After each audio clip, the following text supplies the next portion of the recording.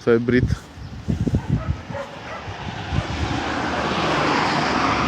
Бретон шпаньол.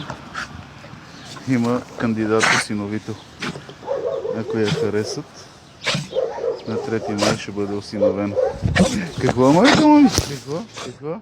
Какво красивото куче? Не се дърпай, че кашляш, Брита.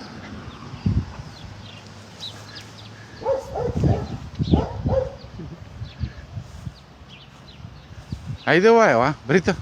Брита!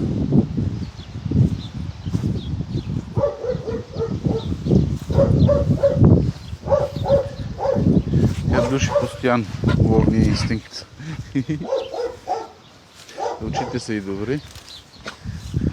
Имаше много кандидата синовители, но всички като чуят, че трябва капки до живот да й се поставят, които не са ефтини, всички се отказват.